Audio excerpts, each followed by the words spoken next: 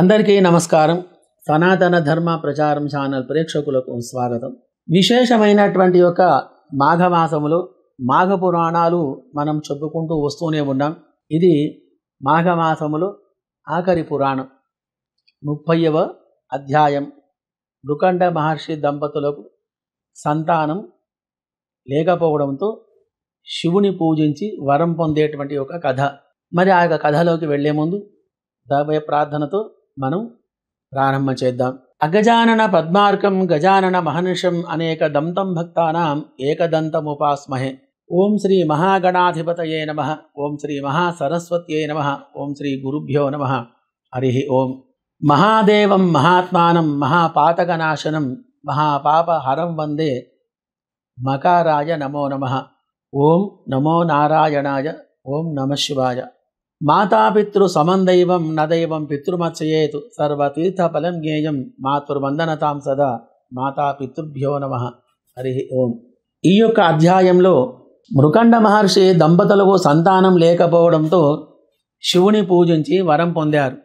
ఆ వరప్రసాదంగా మార్కండేయుడు జన్మించాడు. మార్కండేయుడు జన్మ వృత్తాంతంలో మార్కండేయుకు పరమేశ్వరుడు ఆయుష్ 16 ఏళ్లే అని శివుడు నిర్ణయించాడు. పెరిగి పెద్దవాడైన మార్కండేయుని ఆయుష్ పూర్తవుతున్న సమయంలో కుటుంబం మొత్తం కాశీకి వెళ్ళి శివుణ్ణి ఆరాధించడం ప్రారంభించింది.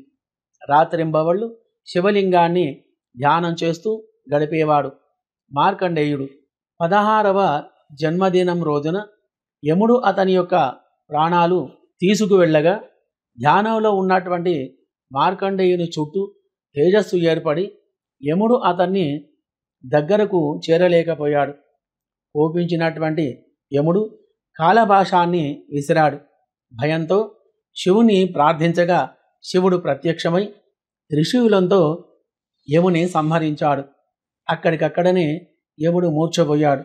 భక్తుడైనటువంటి ఒక మార్కండేయుని రక్షించడానికి శివుడు యముని చంపడం చూసి ఆశ్చర్యపోయినటువంటి యొక్క దేవతలు శివుని కోపం చల్లార్చాగా యముని బ్రతికించవచ్చమని కోరారు. యముడు బ్రతికిస్తూ మరల తన భక్తుల దగ్గరకు ఎప్పుడు కూడా రావద్దని హెచ్చరించాడు. మరి కనుక కుమారుడు చిరంజీవి అవ్వడంతో సంతోషించినటువంటి యొక్క మృకండ మహర్షి ఈ సంఘటన మాఘమాసం యొక్క ప్రభావాన్ని తెలియజేస్తుందని భావించి ఆ మాసం గురించి ప్రజలకు చెప్పుకుంటూ ఉండేవాడు.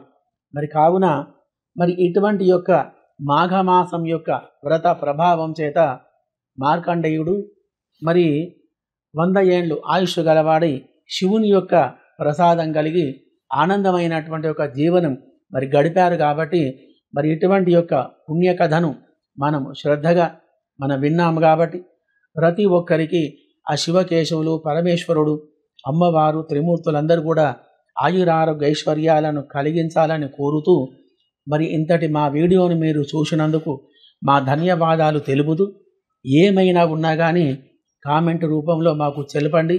దాని యొక్క సమాధానం మేము చెబుతాం. కాబట్టి ఇలాగనే మేము పెట్టేటువంటి ప్రతి వీడియోలు ధర్మ సందేహాలు భక్తి పురాణాలు జాతకం సంబంధించినటువంటి వివరాలు అన్నీ కూడా మేము వీడియోల రూపంగా మీకు అందిస్తుంటాం. కాబట్టి వాటిని కూడా ఇలానే ఆదరించి మా యొక్క వీడియోలు మంచిగా అభివృద్ధిలోకి రావాలని ఎక్కువగా సబ్స్క్రైబ్ చేయండి, లైక్ చేయండి, షేర్ చేయండి. ప్రతి ఒక్కరికి కూడా చెప్పి వీడియోలను చూపించండి. దానికి మా ధన్యవాదాలు. సర్వే జనాః సుఖినో భవంతు.